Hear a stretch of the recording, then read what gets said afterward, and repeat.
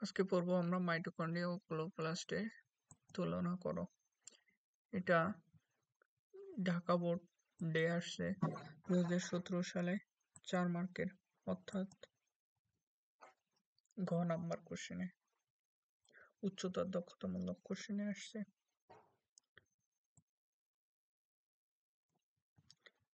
তাহলে দেখি যে মাইটোকন্ড্রিয়া এবং ক্লোরোপ্লাস্টের মধ্যে পার্থক্য বা তুলনাতে কি কি বিষয়ের উপর ভিত্তি করে করা যায়। যে অবস্থান, সকল উদ্ভিদ ও প্রাণী কোষে পাওয়া যায় মাইটোকন্ড্রিয়া এবং শুধুমাত্র উদ্ভিদ কোষে পাওয়া যায় ক্লোরোপ্লাস্ট। রঞ্জক পদার্থ, এগুলোতে কোনো রঞ্জক পদার্থ থাকে না, এগুলোতে রঞ্জক পদার্থ থাকে।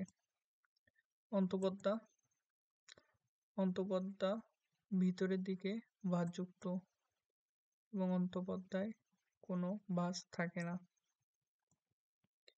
প্রকোষ্ঠ, এটি অসম্পূর্ণ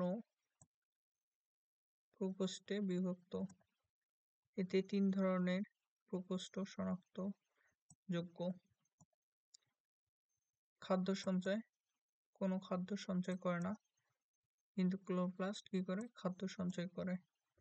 রাসায়নিক উপাদান, প্রধানত রাসায়নিক উপাদান হচ্ছে প্রোটিন, লিপিড এবং নিউক্লিক অ্যাসিড। প্রধান রাসায়নিক উপাদান হচ্ছে ক্লোরোপ্লাস্টের প্রোটিন, লিপিড, ক্লোরোফিল ও এনজাইম। আলো, এটি আলোর উপস্থিতিতে এবং অনুপস্থিতিতে কাজ করে মাইটোকন্ড্রিয়ায়। আর ক্লোরোপ্লাস্ট শুধু আলোর উপস্থিতিতে কাজ করে। ইলেকট্রন গ্রহীতা, এদের ইলেকট্রন গ্রহীতা NAD এবং FAD, আর ক্লোরোপ্লাস্টের ইলেকট্রন গ্রহীতা হচ্ছে NADPS। সবগুলোতে এভাবে পড়া সম্ভব না, কারণ শর্ট টাইমের ভিতর ক্লাস শেষ করতে হবে। তোমরা চাইলে এটা স্ক্রিনশট দিয়ে রাখতে পারো, বাকিগুলো এইভাবেই পড়ে নিবা। এবং পরবর্তী স্লাইডে আমরা চলে যাই। যে প্লাস্টিড কেন কোষের রঞ্জক থলি বলে? প্লাস্টিডকে কেন কোষের রঞ্জক থলি বলে? এই কোশ্চেনটা আসে খ অর্থাৎ অনুধাবনমূলক কোশ্চেনে প্রায় আসে, যে প্লাস্টিডকে কেন কোষের রঞ্জক থলি বলে।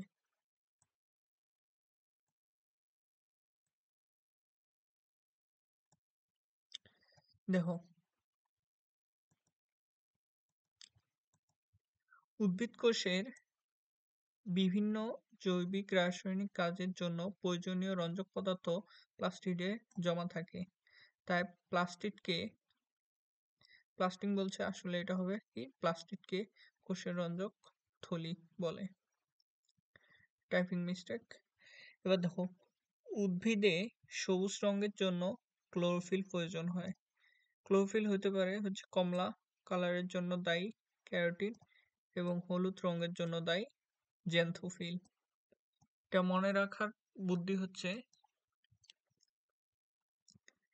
ক্যারোটিন হচ্ছে কমলা কালারের, কতে মনে রাখবা, ক্যারোটিন কমলা কালারের। আর জ্যান্থোফিল 9 থটা হয়ের মতো আছে, তাহলে এখানে আমরা মনে রাখবো কি, হলুদ। এটা এইভাবে কম্বাইন করে মনে রাখবা যে ক্যারোটিনের কালার কি, কমলা, আর জ্যান্থোফিলের কালার কি, হলুদ। ইত্যাদি পিগমেন্ট প্লাস্টিডে থাকে। ক্লোরোফিল থাকে ক্লোরোপ্লাস্টে, আর অন্যান্য সকল রঞ্জক পদার্থ থাকে ক্রোমোপ্লাস্ট। ক্রোমোপ্লাস্ট কিন্তু বিভিন্ন ধরনের বর্ণ প্রদান করে, এবং বর্ণের তারতম্য ভেদে ক্রোমোপ্লাস্টে আবার বিভিন্ন ধরনের হতে পারে, যেমন রডোপ্লাস্ট এবং রডোপ্লাস্ট কি লাল, এবং ফিওপ্লাস্ট বাদামি, এবং জ্যান্থোফিল হলুদ। এইসব রং একদিকে যেমন সালোক সংশ্লেষণে সাহায্য করে, আবার পরাগায়ন সহ নানা ক্ষেত্রে কাজে লাগে। এ কারণে প্লাস্টিডকে কোষের রঞ্জক থলিকা বলা হয়। মানে প্লাস্টিডটা এর থাকে কি ক্লোরোপ্লাস্ট, আবার ক্লোরোপ্লাস্টে বিভিন্ন ধরনের দেখা যায়। হ্যাঁ, ক্রোমোপ্লাস্ট হতে পারে, টনোপ্লাস্ট হতে পারে, ফিওপ্লাস্ট এবং রনোপ্লাস্ট এবং ক্রোমোপ্লাস্টটাকেও আগে আমরা যেভাবে পড়ছি ওভাবেই মনে রাখবো। দেখো যে রোডোপ্লাস্টে র দিয়ে শুরু, এটা এভাবে মনে রাখবো, রডো তে কি হয়, রেড, আর ই ডি, রেড মানে কি লাল, রোডোপ্লাস্ট অর্থাৎ রেড অর্থাৎ লাল, ফিওপ্লাস্ট বাদামি।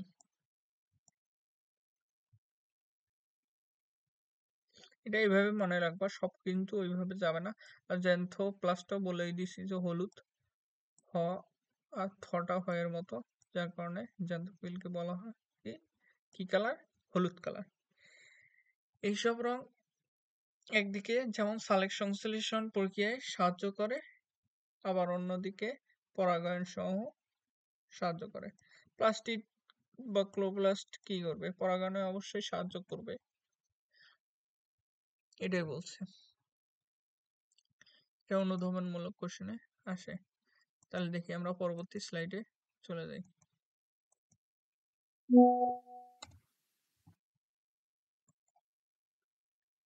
এবার দেখি নিউক্লিয়াস কি, গঠন সহ ও কাজ লিখো।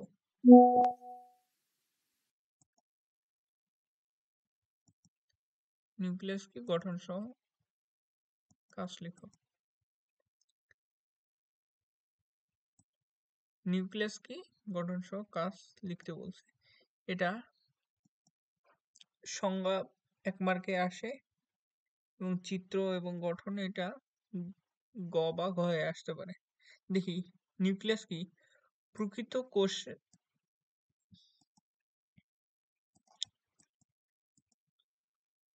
প্রকৃত কোষের প্রোটোপ্লাজমে বিদ্যমান গোলাকার, প্রকৃত কোষের প্রোটোপ্লাজমে বিদ্যমান গোলাকার ডিম্বাকৃতির এবং চক্রাকৃতির এবং দ্বি-একক পদাবৃত যে অঙ্গাণু কোষের সকল প্রকার বিপাকীয় ক্রিয়া নিয়ন্ত্রণ করে এবং জীবের জেনেটিক বস্তু ধারণ করে, এবং জীবের জেনেটিক বস্তু ধারণ করে, তাই কি বলে, নিউক্লিয়াস বলে বা নিউক্লিয়াস বলে। এবং নিউক্লিয়াসে এখানে মেইন কথা হচ্ছে যে জীবের জেনেটিক বস্তু ধারণ করে। নিউক্লিয়াসের মেইন কাজ কি, জীবের জেনেটিক বস্তু ধারণ করা। এই কথাটা মাথায় রাখলেই মোটামুটি সংজ্ঞাটা সুন্দরভাবে দেওয়া যাবে। কিভাবে, প্রকৃত কোষের, প্রকৃত কোষের প্রোটোপ্লাজমে বিদ্যমান, প্রকৃত কোষে প্রোটোপ্লাজমে বিদ্যমান গোলাকার, ডিম্বাকার বা চক্রাকৃতির এবং দ্বি-একক পদাবৃত যে অঙ্গাণু কোষের সকল প্রকার বিপাক ক্রিয়া নিয়ন্ত্রণ করে, তাকে কি বলা হয়, নিউক্লিয়াস বলা হয়। এবং জীবের জেনেটিক বস্তু ধারণ করে, তাকে নিউক্লিয়াস বলা হয়। নিউক্লিয়াস কে আবিষ্কার করেন, রবার্ট ব্রাউন, ব্রিটিশ বিজ্ঞানী, এবং 1831 সালে। অর্কিড বা রাসনা, এখানে ভুল হয়েছে, তো রাসনা হবে, পাতার কোষে প্রথম নিউক্লিয়াস আবিষ্কার করেন।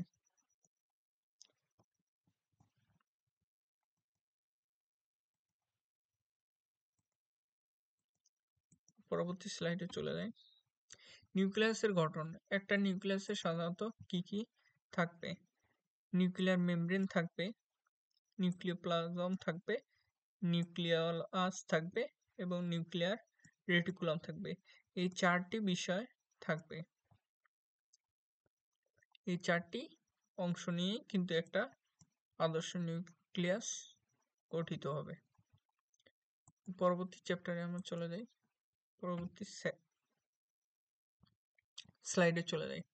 And nuclear membrane, যে সজীব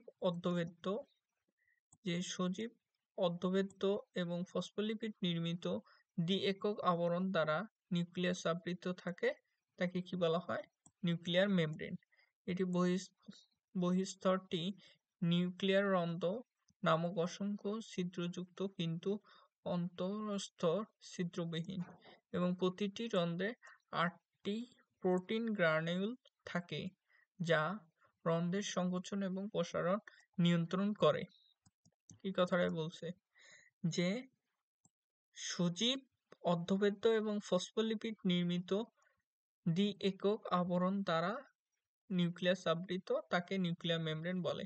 আপাতত এইটুকু বললেই আমাদের হবে, এর থেকে বেশি কিছু আমাদের না জানলে হবে।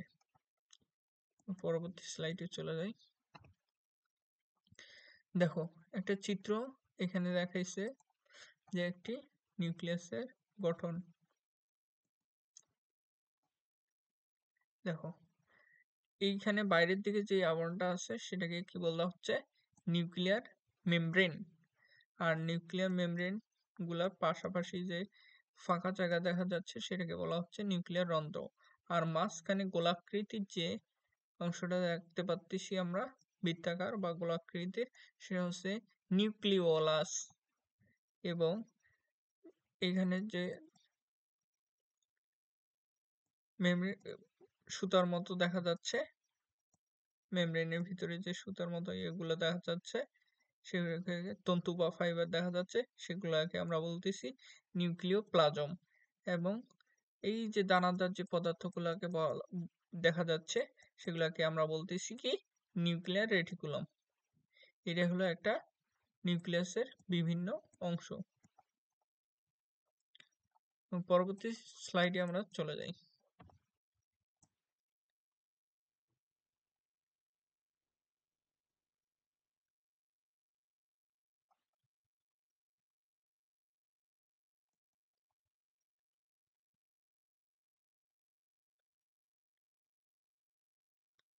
যে নিউক্লিওপ্লাজম কাকে বলে? নিউক্লিওপ্লাজম কাকে বলে এটা দেখো, যে ক্রোমাটিন তন্তু ফাঁক মতো যেগুলো সূত্রাকার দেখা যাচ্ছে সেগুলোকে বলা হচ্ছে নিউক্লিওপ্লাজম। এই কথাটা বলছে, এখানে স্লাইডে আসেনি। এর প্রধান রাসায়নিক উপাদান হচ্ছে কি?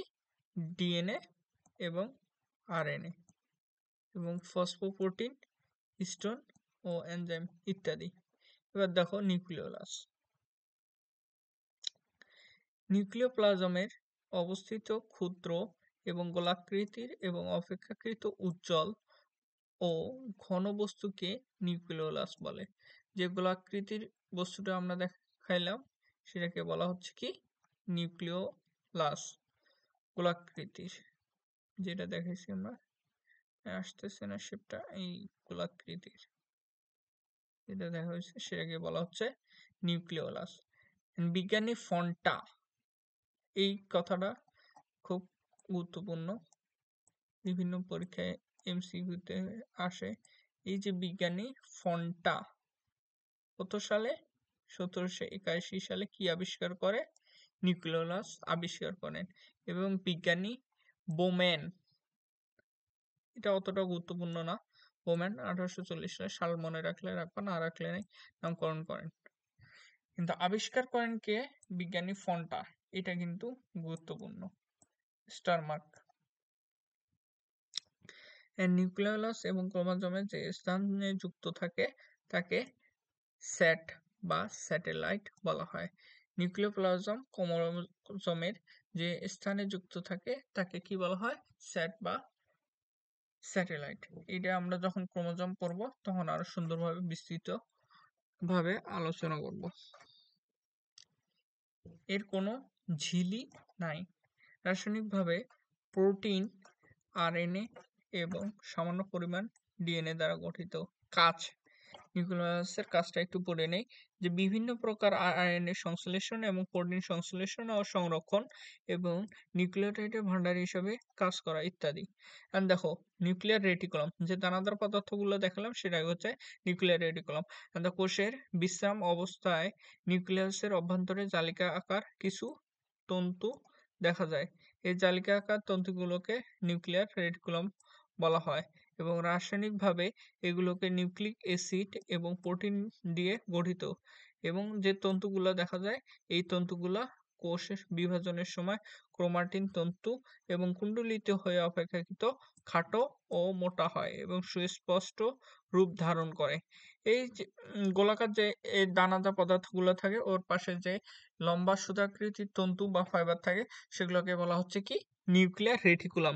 এগুলা কুণ্ডলিত হওয়ার কারণে কখনো কি হয়, খাটো হয়, আবার কখনো মোটা হয়। তো কোষ বিভাজনে চ্যাপ্টারে আমরা দেখতে পাবো যে কোষ বিভাজনের সময় এই ক্রোমাটিন তন্তুগুলো কুণ্ডলিত এবং অপেক্ষাকৃত খাটো বা মোটা হয় এবং সুস্পষ্ট রূপ ধারণ করে। তখন তাকে কি বলা হচ্ছে? ক্রোমোসোম বলা হচ্ছে। পরবর্তী স্লাইডে আমরা দেখি যে ক্রোমোজোম কি, ভৌত ও রাসায়নিক গঠন কাজ সহ লিখতে বলছে। দেখো, যে কোষের বিভাজনকালে ক্রোমাটিন তন্তু হতে সৃষ্ট নিউক্লিক অ্যাসিড এবং প্রোটিন দিয়ে গঠিত কি স্বপ্রজননশীল সূত্রাকার যে বস্তু জীবের বংশগতির বৈশিষ্ট্যগুলো বংশানুক্রমে পরিবহন করে এবং প্রজাতির পরিব্যক্তি, প্রকরণ ও বিবর্তনের মুখ্য ভূমিকা পালন করে, তাকে ক্রোমোসোম বলে। এত বড় সংজ্ঞার দরকার নাই, এইটা আমরা পড়ব। দেখো,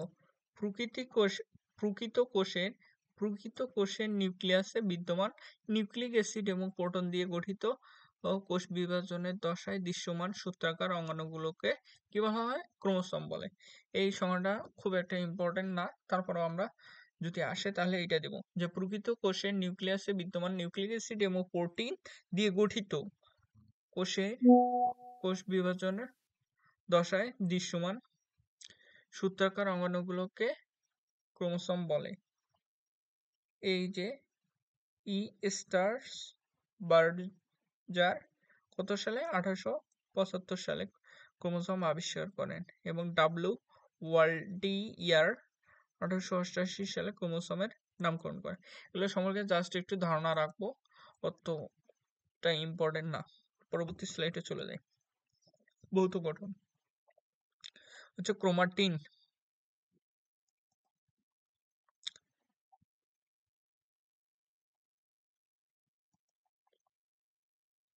যে ডিএনএ ও হিস্টোন জাতীয় প্রোটিন দিয়ে গঠিত ক্রোমোজোমের মূল গঠন উপাদান হলো কি? ক্রোমাটিন। ডিএনএ এবং হিস্টোন জাতীয় প্রোটিন দিয়ে গঠিত ক্রোমোজোমের মূল উপাদান হলো ক্রোমাটিন। হিস্টোন ও প্রোটিনের সাথে যুক্ত অবস্থায় ডিএনএ কে বলা হয় নিউক্লিওজোম। ক্রোমাটিনকে প্রধানত দুই ভাগে ভাগ করা হয়। এটা হচ্ছে কি ইউক্রোমাটিন, আর এটা হচ্ছে হেটারোক্রোমাটিন। এটা হচ্ছে কি ইউক্রোমাটিন, আর এটা হচ্ছে হেটারোক্রোমাটিন। ইউক্রোমাটিন কি হবে? কম কুণ্ডলিত হবে এবং বংশগতিতে ভূমিকা রাখবে। আর হেটারোক্রোমাটিন কি করবে? অধিক কুণ্ডলিত হবে, যা বংশগতিতে ভূমিকা রাখবে না। দেখো এবার যে ক্রোমাটিড, প্রতিটি ক্রোমোজোমে দৈর্ঘ্য বরাবর যে দুটি সূক্ষ্ম সুতার মতো অংশ নিয়ে গঠিত হয়, তাকে ক্রোমাটিড বলে। এই ধরো একটা ক্রোমোজোম আর্ট করি আমরা।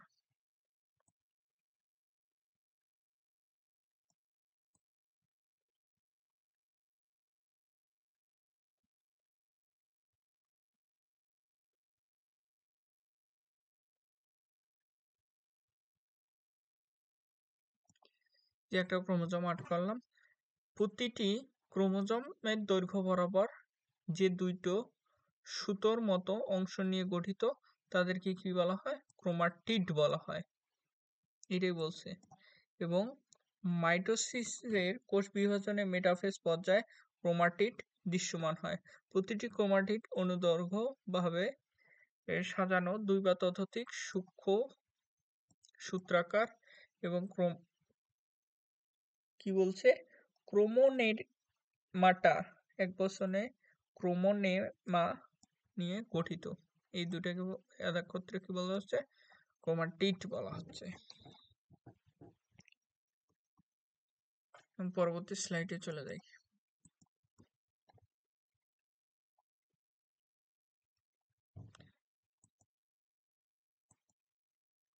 দেখো তোমাদেরকে দেখাই, এটা হচ্ছে একটা ক্রোমোসোমের বিভিন্ন অংশ। দেখো সামনের দিকে যেটাকে বলা হচ্ছে সেটাকে কি বলা হচ্ছে? টেলোমিয়ার। এটাকে বলা হচ্ছে টেলোমিয়ার। এবং এই ভিতরের দিকে যেগুলো দেখা যাচ্ছে সেগুলোকে কি বলা হচ্ছে? ক্রোমাটিন।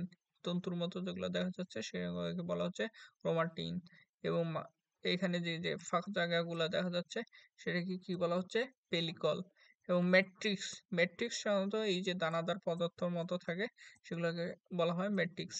এবং দেখো মেইন যেই পার্টটা এটা হচ্ছে হেইট বা বাহু বলা হয়েছে এখানে। এটা হচ্ছে বাহু। আর এখানে দুইটা কুঞ্চন থাকে, একটা হচ্ছে সেকেন্ডারি কুঞ্চন আর একটা হচ্ছে কি প্রাইমারি কুঞ্চন। এই হেডের মতো যেটা দেখা যাচ্ছে ওইখানে হবে কি সেকেন্ডারি কুঞ্চন। আর সম্পূর্ণ একটা দেহ মিলে কি হচ্ছে এখানে বাহু হচ্ছে। এই বাহুটার পরে যেইটা দেখা যাচ্ছে প্রথমে থাকতেছে সেন্ট্রোমিয়ার। এই সেন্ট্রোমিয়ারকে আবার বলা হচ্ছে কি প্রাইমারি কুঞ্চন। পরবর্তী স্লাইডে চলে যাই।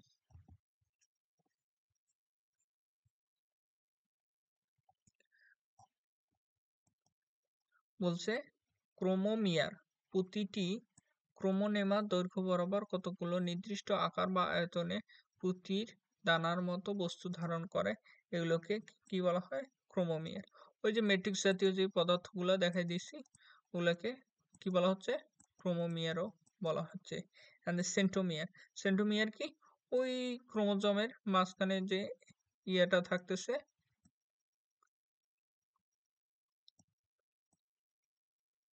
ক্রোমোজোমের মাঝখানে যে সেন্ট্রোমিয়ারের মতো থাকতেছে এটাকে কিরকম হবে? গোলাকার হবে, বর্ণহীন হবে, সংকুচিত এবং বিন্দুতে যুক্ত হয়, তাকে কি বলা হয়? সেন্ট্রোমিয়ার বলা হয়। এই যে চিত্রটা আমরা দেখি যে সেন্ট্রোমিয়ার, এটাকে বলা হচ্ছে কি সেন্ট্রোমিয়ার। এবং সেন্ট্রোমিয়ার একে মুখ্য কুঞ্চন ও বলা হয়। মুখ্য কুঞ্চনও বলা হয়। সেন্ট্রোমিয়ার উভয় দিকে সম বা অসম আকৃতির অংশকে বাহু বলে। একটি আদর্শ ক্রোমোসোমে একটি মাত্র সেন্ট্রোমিয়ার থাকে। এই লাইনটা গুরুত্বপূর্ণ।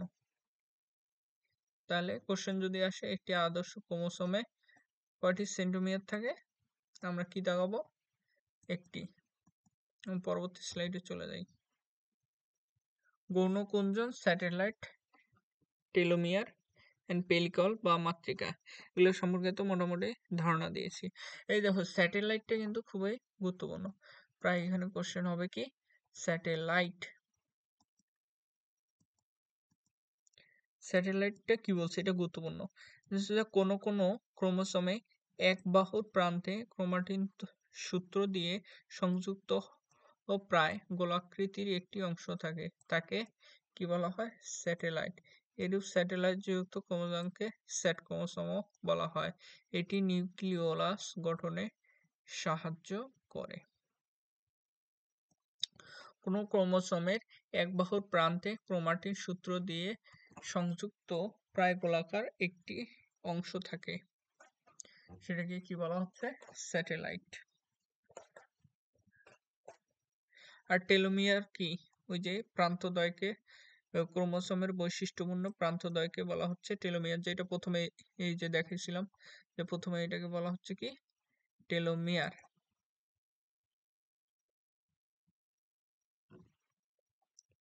আর পেলিকল বা মাতৃকা তো ওই যে ম্যাট্রিক্স পদার্থ।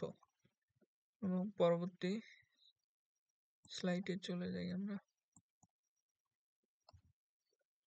রাসায়নিক গঠন, একটু ক্রোমোজোমের রাসায়নিক গঠন খুব একটা গুরুত্বপূর্ণ না, তারপর তোমরা দেখে নিতে পারো, চাইলে স্ক্রিনশট দিয়ে রাখতে পারো। এখানে তিনটা পার্ট হচ্ছে ডিএনএ, আরএনএ এবং প্রোটিন। এগুলো মোটামুটি ইম্পর্টেন্ট না, পড়ে নিতে পারো। এবং ক্রোমোজোমের কাজটা মোটামুটি গুরুত্বপূর্ণ আছে। দেখো ক্রোমোজোমের কাজ,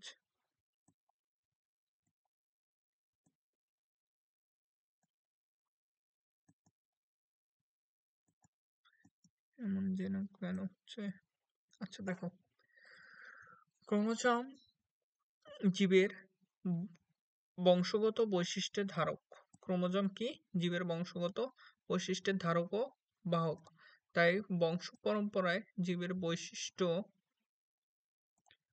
ধারণ করে এবং বহন করে এবং স্থানান্তর করে। তারপর কি 2 নম্বর কাজটা হচ্ছে জীবের সকল জৈবিক কাজ এবং রাসায়নিক ও শারীরবৃত্তীয় কার্যাবলী কি করে? নিয়ন্ত্রণ করা। কার কাজ? ক্রোমোজোমের কাজ। কার্যাবলী নিয়ন্ত্রণ করা কার কাজ? ক্রোমোজোমের কাজ।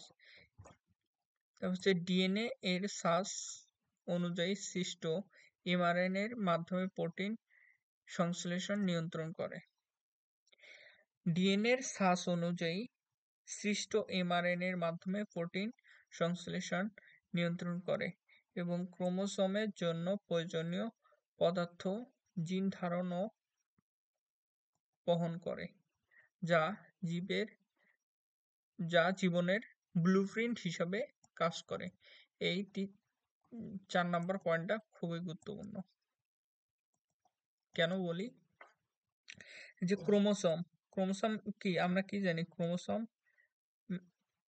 বংশগত পদার্থ জিন ধারণ ও বহন করে, যাকে কি বলা হয়? জীবনের ব্লুপ্রিন্ট হিসাবে কাজ করে। তাহলে কি জীবনের ব্লুপ্রিন্ট বলা হয় কাকে? ক্রোমোসোমকে। আর জীবনের ব্লুপ্রিন্ট কাকে? ডিএনএ। তাহলে ক্রোমোজোমের বংশগত পদার্থ ও জিন ধারণ ও বহন করে, যা জীবনের ব্লুপ্রিন্ট হিসাবে কাজ করে ক্রোমোজোম। পরবর্তী স্লাইডে চলে যাই আমরা। Nucleic acid. নিউক্লিক অ্যাসিড কাকে বলে? এটা ক নম্বর কোশ্চেনে আসে, প্রায় জ্ঞানমূলক কোশ্চেনে, যে নিউক্লিক অ্যাসিড হলো নাইট্রোজেন যুক্ত ক্ষারক, পেন্টোজ সুগার ও ফসফরিক অ্যাসিডের সমন্বয়ে গঠিত অ্যাসিড, যা বংশগতির ধারাসহ সকল কার্যক্রম নিয়ন্ত্রণ করে।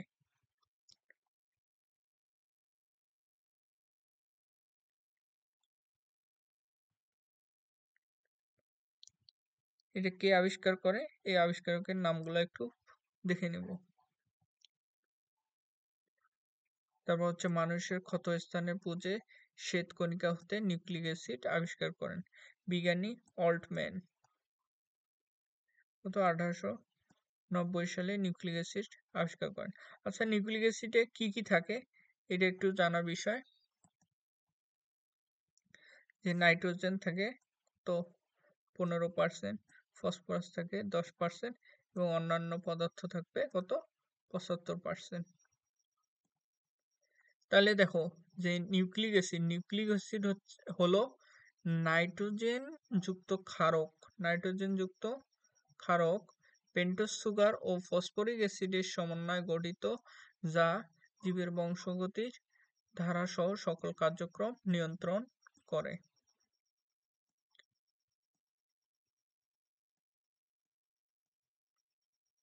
নিউক্লিক অ্যাসিড হলো কি? নাইট্রোজেন যুক্ত ক্ষারক, যা পেন্টোজ সুগার ও ফসফরিক অ্যাসিডের সমন্বয়ে গঠিত অ্যাসিড, যা জীবের বংশগতির ধারাসহ সকল কার্যক্রম নিয়ন্ত্রণ করে।